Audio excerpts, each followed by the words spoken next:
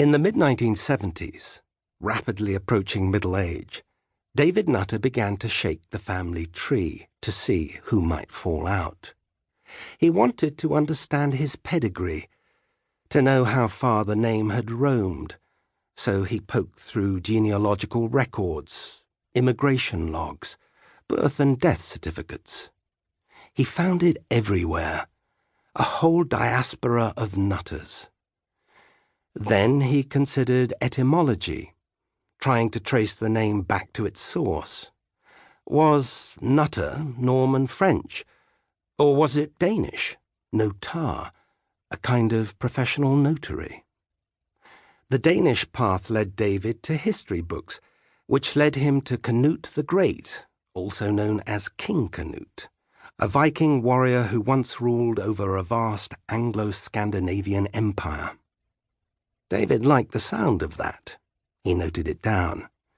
But as he rifled further through library archives, the figure who really piqued his interest turned up a little closer to home, Lancashire, England, in the early 1600s.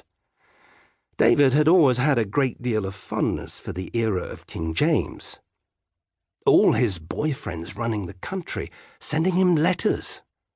And now he alighted on a wealthy widow from Ruffley, one Alice Nutter, who had been tried and hanged during the trials of the Pendle witches. Witches in the Nutter bloodline. Thrilled by the possibility, David dashed off a letter to his brother. Tommy soon replied. "Somebody told me the other day that I have strange eyes. Do you think I could be one? Please tell all. It would make a great story for the papers." In many ways, David and Tommy Nutter were a case study in familial disparity. As the eldest, David was on the shorter side, fair-skinned with sharply defined features and a blonde widow's peak. He was emotionally volatile, often careening one way into depression or the other into euphoria. Tommy, by contrast, was statuesque and dark. He would one day be described as resembling a Botticelli youth and the living, breathing embodiment of Peter Pan. 4 years younger than David, he mostly floated along, a little aloof, unflappable, out to have a good time. What the brothers did share in common, though, was a way of looking at the world, what could be called a Nutter sensibility. Both tended to fixate on peripheral, decorative details, often at the expense of more fundamental concerns, like remaining solvent. Both disdained pretension and would come to treat royalty and rock stars with a generous dose of irreverence. Both spoke a private language rich in double meanings, loaded code, Polari and camp, and both liked to pose questions about themselves.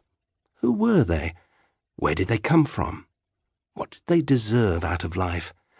And then embroider their theories so extravagantly that truth, in their hands, could take on the texture of a personal mythology. Nothing sparked Tommy and David's imaginations more than their relationship with one another. Why was Tommy tan but David pale? Why was Tommy introverted while David had such an easy rapport with strangers? Why was Tommy even-keeled most of the time, and David susceptible to wild, unpredictable mood swings that could strike him down like a sickness? How were they brothers?